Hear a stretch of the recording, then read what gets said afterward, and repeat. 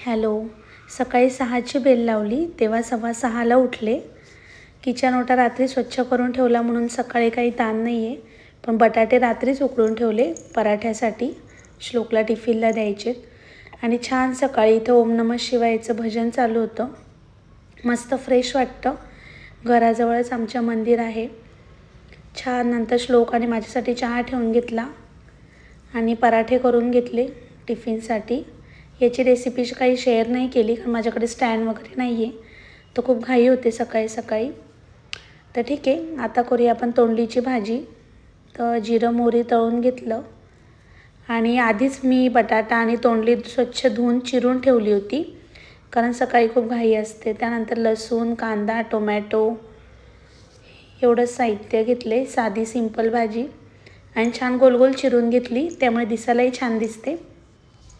नंतर जिरं मोहरी टाकल्यानंतर लसूण टाकला, थोडंसं जिरं जळालं, कांदा टाकला, टोमॅटो, कढीपत्ता नव्हता त्यामुळे नाही टाकला, असला तर तुम्ही टाकू शकता. आणि थोडा गरम मसाला, थोडासा पावभाजी मसाला पण टाकायचा, छान टेस्ट येते भाजीला. आणि छान फ्राय करून घेतला कांदा वगैरे आणि स्वच्छ तोंडली धुवून त्याच्यामध्ये टाकली. आणि आता छानपैकी परतून घेऊया आपण भाजी. ठीक आहे, श्लोकचा अभ्यास झाला, श्लोक सांगायला आला. ओके, छान. आता पाणी ठेवूया वाफवायला म्हणजे भाजी छान होईल.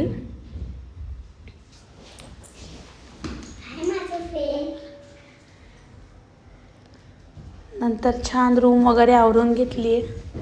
अनन्या येईस तोपर्यंत सगळं स्वच्छ करावं लागतं घर, कारण ती आल्यावरती काहीच काम नाही करू देत. मग घर पुसून वगैरे झाले, सर्व आवरून झाले स्वच्छ.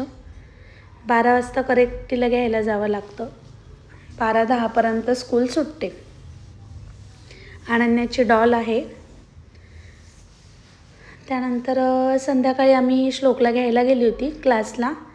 येता येता मग आम्ही आमच्या इथे एकमुखी दत्त मंदिर आहे तिथे जातो. नेहमी नाही पण जातो, 2-3 दिवसाआड वगैरे जातो.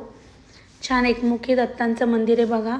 आणि मी तिथल्या पुजारी काकांना विचारलं का अशी शाल का गुंडाळली, तर ते बोलले का दत्त महाराजांना पण थंडी वाजते त्यामुळे. किती छान, वटवृक्ष पण आहे आणि गार्डन पण आहे मंदिराच्या बॅक साईडला. पण 6:20 झाले होते तरी खूप अंधार पडलेला होता, त्याच्यामुळे मग म्हटलं आता घरीच जाऊया. घरी आलो, दिवाबत्ती केली. श्लोकने मस्त बाहेर दिवा लावला छान. रोज तोच लावतो बाहेर दिवा, आणि तुळशी मातेला अगरबत्ती पण तोच लावतो.